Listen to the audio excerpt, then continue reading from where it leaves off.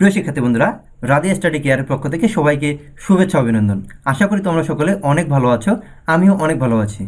প্রিয় শিক্ষার্থী বন্ধুরা, আজকে আমরা নবম-দশম শ্রেণীর বাংলা প্রথম পত্র থেকে বঙ্গবাণী কবিতাটি নিয়ে আলোচনা করব। প্রিয় শিক্ষার্থী বন্ধুরা, এর আগের ক্লাসে আমরা বঙ্গবাণী কবিতার কবি পরিচিতি ও প্রথম 6 লাইন নিয়ে আলোচনা করেছি। আজকের ক্লাসে আমরা বঙ্গবাণী কবিতার দ্বিতীয় 6 লাইন নিয়ে আলোচনা করব। প্রিয় শিক্ষার্থী বন্ধুরা, আশা করি তোমরা আমার সাথে ক্লাসটি অনেক সুন্দরভাবে অনুশীলন করতে পারবে। চলো শিক্ষার্থী বন্ধুরা, এখন আমরা ক্লাসে চলে যাই। প্রিয় শিক্ষার্থী বন্ধুরা, আমরা আমাদের বোঝার সুবিধার্থে প্রথমে আমরা 6 লাইন পড়ে আসি, এরপর আমরা প্রত্যেকটি লাইনের আলাদা আলাদাভাবে অর্থ বিশ্লেষণ করব।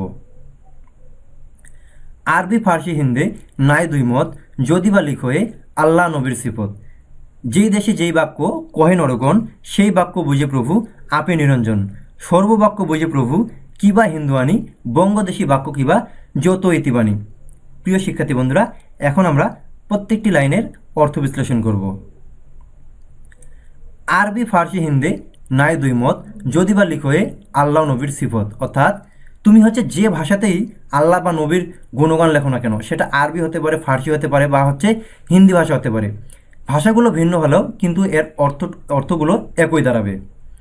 যেই দেশে যেই বাক্য কহে নরগণ, সেই বাক্য বুঝে প্রভু আপে নিরঞ্জন। অর্থাৎ যে দেশের মানুষ যে ভাষা দিয়ে কথা বলুক না কেন, সেই বাক্যই প্রভু স্বয়ং বুঝতে পারে।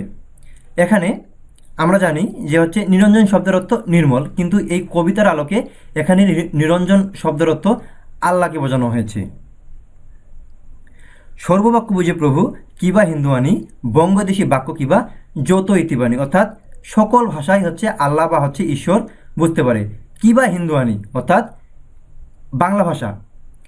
মধ্যযুগে যে আলেম সমাজের মানুষ ছিল, তারা হচ্ছে বাংলা ভাষাটাকে হিন্দুদের ভাষা বলে মনে করত। এর জন্য কবি এখানে হিন্দুয়ানি শব্দের অর্থ বাংলা ভাষাকে বুঝিয়েছেন। আচ্ছা, বঙ্গদেশী বাক্য কিবা যত ইতিবাণী। বাংলা ভাষা বা হচ্ছে তুমি যে ভাষাতেই আল্লাহ বা ঈশ্বরের গুণগান করো না কেন, সে ভাষাই হচ্ছে প্রভু বুঝতে পারে। প্রিয় শিক্ষার্থী বৃন্দ, আশা করি তোমরা অনেক সুন্দরভাবে ক্লাসটি বুঝতে পেরেছ।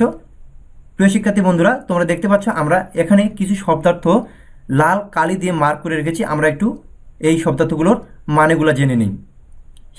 হিন্দে শব্দের অর্থ হিন্দি, লিখোয়ে শব্দের অর্থ লিখে, সিফত শব্দের অর্থ গুণগান, নরগণ মানে হচ্ছে সাধারণ জনগণ, আপে মানে হচ্ছে স্বয়ং, নিরঞ্জন শব্দের অর্থ নির্মল, কিন্তু এই কবিতার আলোকে আমরা নিরঞ্জন শব্দের অর্থ বলবো আল্লাহ।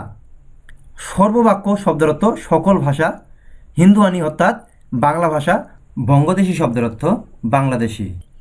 ইতিবাণী, ইতি শব্দের অর্থ ভালো কথা, বাণী ভালো কথা, ইতিবাণী অর্থাৎ ভালো কথা।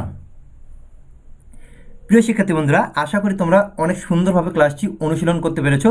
এরপরেও যদি তোমাদের কোনো সমস্যা হয়ে থাকে, অবশ্যই তোমরা আমাদের কমেন্ট বক্সে জানাবে, আমরা তোমাদের সমস্যাগুলো সমাধানের চেষ্টা করব। প্রিয় শিক্ষার্থী বন্ধুরা, অবশ্যই আমাদের এই ক্লাসটিতে লাইক করবে, কমেন্ট করবে ও আমাদের চ্যানেলটি সাবস্ক্রাইব করবে। সবাইকে ধন্যবাদ।